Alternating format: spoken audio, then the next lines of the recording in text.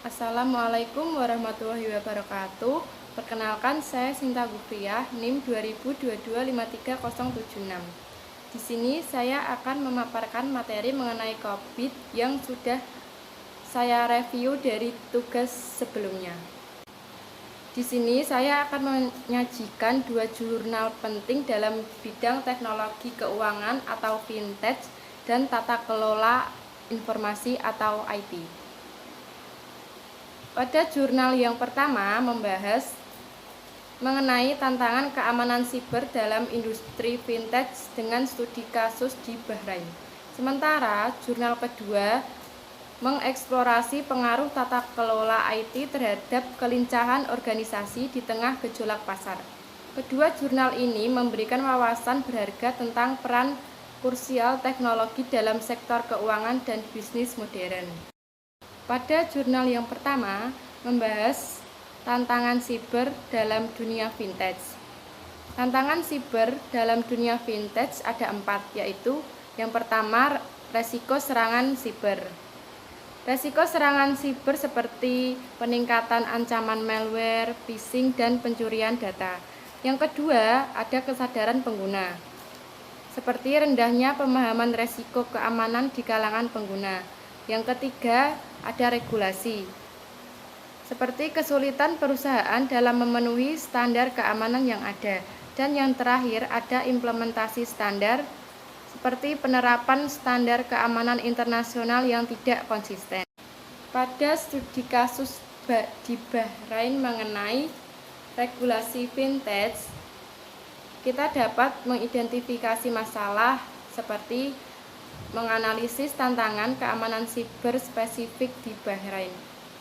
Yang kedua, evaluasi regulasi dengan cara tinjauan efektivitas aturan keamanan siber yang ada.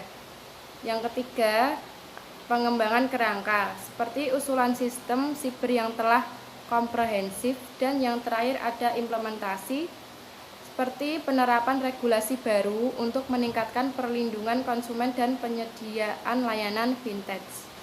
Kerangka audit COVID untuk fintech di Bahrain ada 3. Yang pertama, perencanaan dan pengaturan dengan cara mengidentifikasi tantangan keamanan, rancang strategi sesuai regulasi Bahrain dan standar internasional. Tetapkan tanggung jawab pengelolaan resiko dan komunikasikan kepada pengguna. Yang kedua, akuisisi dan implementasi dengan cara evaluasi dan terapkan solusi keamanan efektif. Pastikan sistem berfungsi optimal dengan fitur deteksi dan mitigasi serangan real time. Yang ketiga, pengiriman dan dukungan. Pastikan perlindungan data konsumen, audit perlindungan data termasuk enkripsi. Tinjau efektivitas regulasi keamanan siber Bahrain. Selanjutnya, pada jurnal yang kedua membahas tentang peran tata kelola IT dalam organisasi, meliputi yang pertama ada penyelarasan tujuan. Tata kelola IT memastikan keselarasan antara tujuan IT dan tujuan bisnis. Yang kedua ada efisiensi sumber daya, memaksimalkan manfaat dari investasi IT dan meminimalkan resiko. Yang ketiga ada adaptabilitas, membantu organisasi menjadi lebih gesit dalam menghadapi perubahan pasar. Dan yang terakhir ada keunggulan kompetitif, meningkatkan kemampuan organisasi untuk berinovasi dan beradaptasi. Selanjutnya saya akan membahas mengenai pengaruh IT dan kemampuan inovasi. Yang pertama ada tata kelola IT seperti dasar untuk pengelolaan sumber daya IT yang efektif. Yang kedua ada kemampuan IT, memungkinkan respon cepat terhadap perubahan internal dan eksternal. Yang ketiga ada kemampuan inovasi, mendorong pengembangan praktik baru yang meningkatkan kelincahan. Dan yang terakhir ada kelincahan organisasi, merupakan hasil akhir yang meningkatkan daya saing perusahaan. Selanjutnya, peran gejolak pasar dalam tata kelola IT ada 4. Yang pertama ada kondisi pasar, pengaruh tata kelola IT, pengaruh kemampuan IT, dan pengaruh kemampuan inovasi. Pada kondisi pasar gejolak tinggi pengaruh tata kelola IT juga sangat kuat, pengaruh kemampuan IT sangat kuat, dan pengaruh kemampuan inovasi moderat. Saat kondisi pasar gejolak rendah, pengaruh tata kelola IT moderat, pengaruh kemampuan IT moderat, dan pengaruh kemampuan inovasi kuat.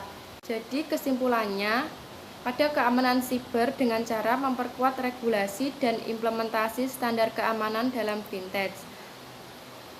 Lalu untuk tata kelola IT dengan cara meningkatkan efektivitas tata kelola IT untuk mendukung kelincahan organisasi dan inovasi dengan cara mendorong inovasi berkelanjutan untuk menghadapi dinamika pasar.